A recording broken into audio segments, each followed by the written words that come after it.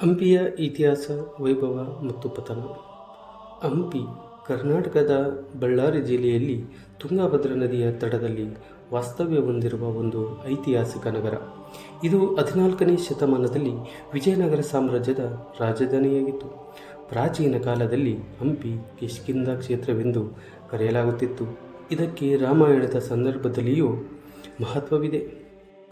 ವಿಜಯನಗರ ಸಾಮ್ರಾಜ್ಯದ ಉದಯ 1336ರಲ್ಲಿ ಹರಿಹರ ಮತ್ತು ಬುಕ್ಕ ಎಂಬ ಸಹೋದರರು ವಿಜಯನಗರ ಸಾಮ್ರಾಜ್ಯವನ್ನು ಸ್ಥಾಪಿಸಿದರು.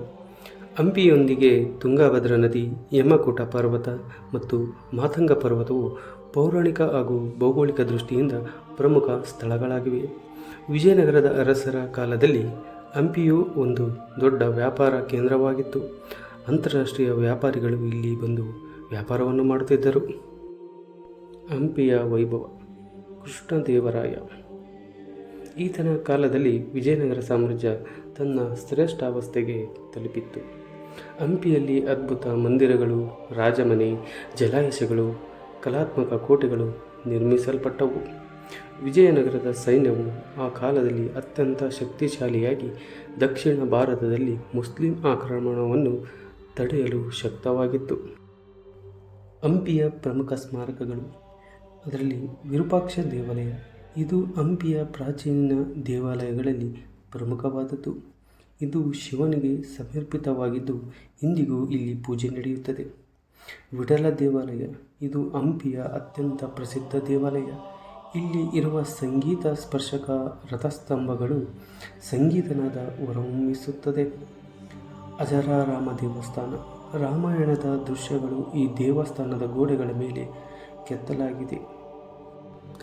ರಾಜಮನೆತನದ ರಚನೆಗಳು. ಲೋಟಸ್ ಮಹಲ್ ಅಂದರೆ ಕಮಲ್ ಮಹಲ್.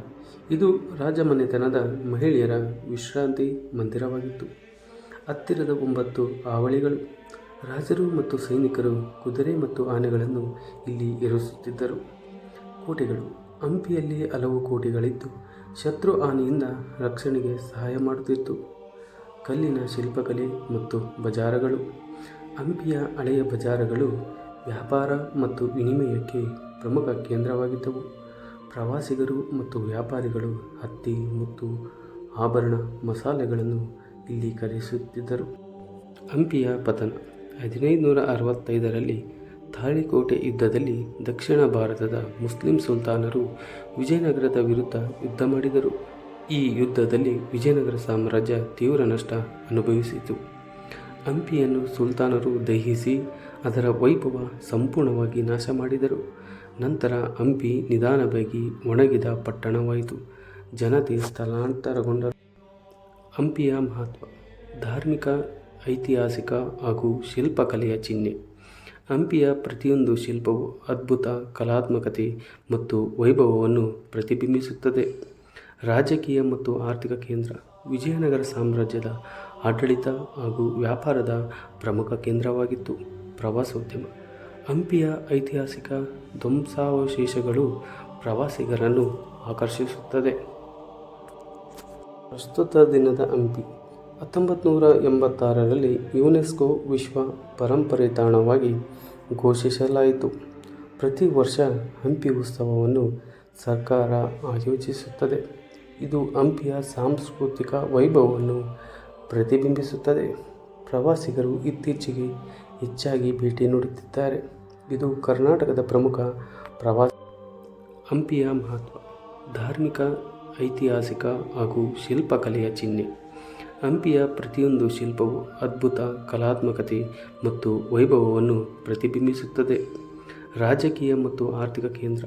ವಿಜಯನಗರ ಸಾಮ್ರಾಜ್ಯದ ಆಡಳಿತ ಹಾಗೂ ವ್ಯಾಪಾರದ ಪ್ರಮುಖ ಕೇಂದ್ರವಾಗಿತ್ತು. ಪ್ರವಾಸೋದ್ಯಮ. ಹಂಪಿಯ ಐತಿಹಾಸಿಕ ಧ್ವಂಸಾವಶೇಷಗಳು ಪ್ರವಾಸಿಗರನ್ನು ಆಕರ್ಷಿಸುತ್ತದೆ.